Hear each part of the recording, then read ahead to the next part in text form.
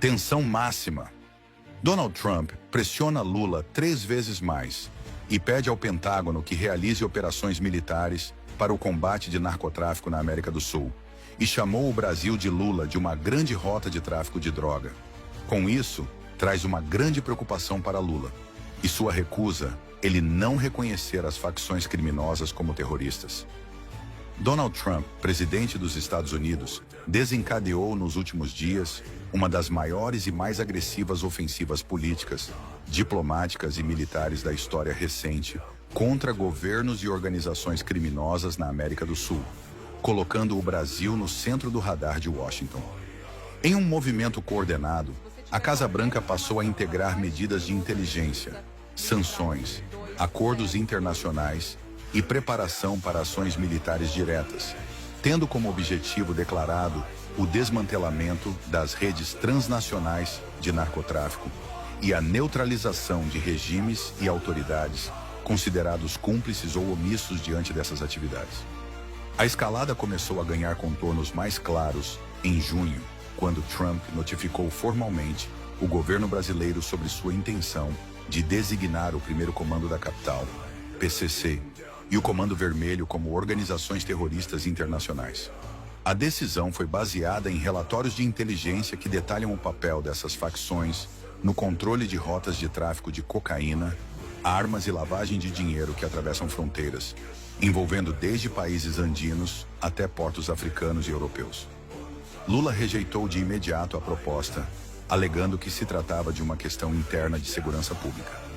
Essa recusa foi interpretada pela Casa Branca como sinal de resistência política e, possivelmente, como tolerância estratégica a essas facções. Pouco tempo depois, Trump ordenou que agências de inteligência e órgãos de segurança norte-americanos intensificassem a coleta de dados e monitoramento sobre o Brasil, incluindo figuras políticas, empresários e operadores financeiros ligados, direta ou indiretamente, a esquemas de narcotráfico.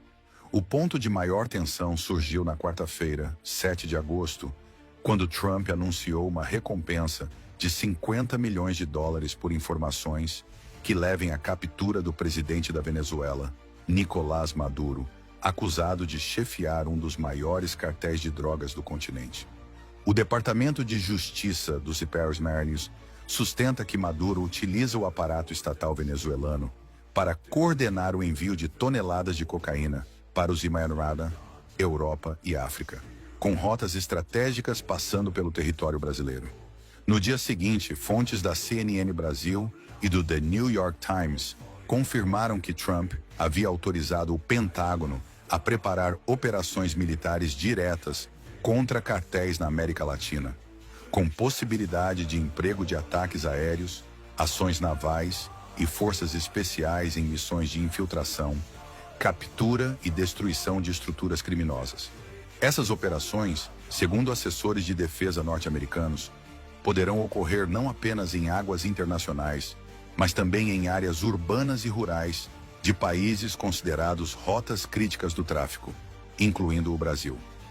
Paralelamente, a Argentina assinou um acordo inédito de cooperação com os Estados Unidos para o combate direto ao PCC, que, segundo investigações argentinas e do DEA, Drug Enforcement Administration, já possui bases e redes de apoio no território argentino, especialmente nas províncias fronteiriças e em Buenos Aires.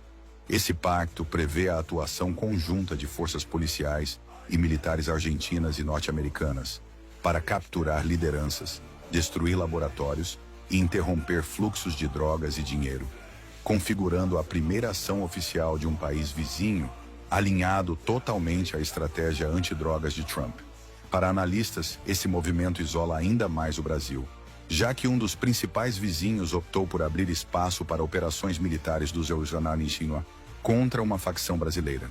Dentro desse cenário, as tensões políticas entre Lula e Trump atingem um nível sem precedentes. Além de ter rejeitado a classificação das facções como terroristas, Lula carrega um histórico de declarações ofensivas contra Trump, como quando o chamou de imperialista e insinuou que sua eleição representaria a volta do nazismo.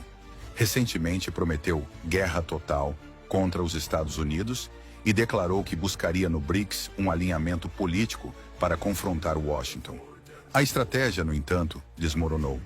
China e Rússia, principais potências do bloco, evitaram qualquer manifestação de apoio explícito a Lula e focaram em agendas próprias. O golpe final veio quando Trump anunciou publicamente que se reunirá com Vladimir Putin para discutir um acordo de paz entre Rússia e Ucrânia, com participação dos Himalaya Cristina, China e Ucrânia, ignorando completamente o Brasil e demonstrando que as grandes potências estão conduzindo negociações sem qualquer envolvimento de Lula. Esse isolamento internacional vem acompanhado de pressões internas. Fontes ligadas às Forças Armadas brasileiras afirmam que há crescente simpatia em setores estratégicos do Exército e da Marinha pela aproximação com a administração Trump, vista como mais alinhada com os interesses de segurança hemisférica. A presença militar norte-americana no Brasil, sob o pretexto de exercícios conjuntos, aumentou nas últimas semanas. 2 cargueiros militares desembarcaram no país com equipamentos e contingentes para treinamentos em regiões estratégicas, algo interpretado por analistas como etapa inicial de uma possível operação de maior escala. Essa movimentação reforça o temor de que o território brasileiro possa, num futuro próximo, ser palco de missões de captura de alvos de alto valor ligados ao narcotráfico, com repercussões políticas diretas. Enquanto isso cresce nos bastidores de Washington, a discussão sobre novas sanções contra autoridades brasileiras, com base na Lei Magnitsky, ferramenta legal que permite ao CNY congelar bens, bloquear contas e proibir viagens de indivíduos acusados de corrupção ou violações de direitos humanos.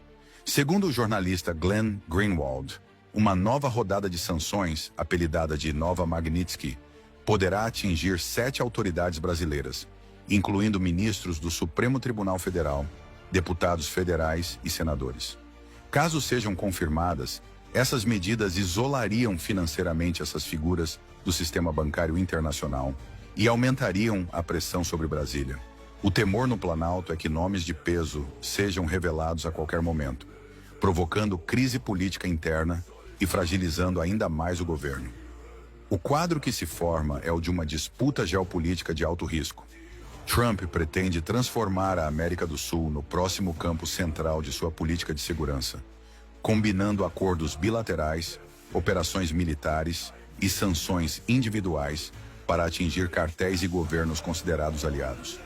A captura de Nicolás Maduro, se concretizada, poderá servir de marco simbólico e operacional para essa estratégia, encorajando ações semelhantes contra outros alvos da lista norte-americana. No caso do Brasil, a recusa de Lula em alinhar-se à política antidrogas de Washington e a proximidade com Caracas colocam o país numa posição vulnerável, com possibilidade real de se tornar alvo indireto de incursões militares ou operações de inteligência coordenadas. Análise. O cenário atual é de máxima tensão e instabilidade. Donald Trump está colocando em prática um plano de longo alcance que não se limita a caçar líderes de cartéis, mas também busca redesenhar a geopolítica de segurança da América do Sul. A combinação de presença militar, alianças estratégicas com países vizinhos como a Argentina, uso da Lei Magnitsky contra autoridades estrangeiras e operações de alto risco indica que os próximos meses poderão redefinir o papel do Brasil na região, e não necessariamente de forma favorável para Lula. A ausência de apoio do BRICS, o isolamento diplomático e a pressão crescente das Forças Armadas internas aumentam o risco de rupturas políticas, enquanto o CNY mantém a capacidade de agir de forma rápida e precisa, tanto dentro quanto fora do território brasileiro. Caso a escalada continue, não se pode descartar que operações militares norte-americanas, inicialmente apresentadas como parte do combate ao narcotráfico, acabem atingindo figuras políticas e autoridades de alto escalão, mergulhando o Brasil numa crise sem precedentes.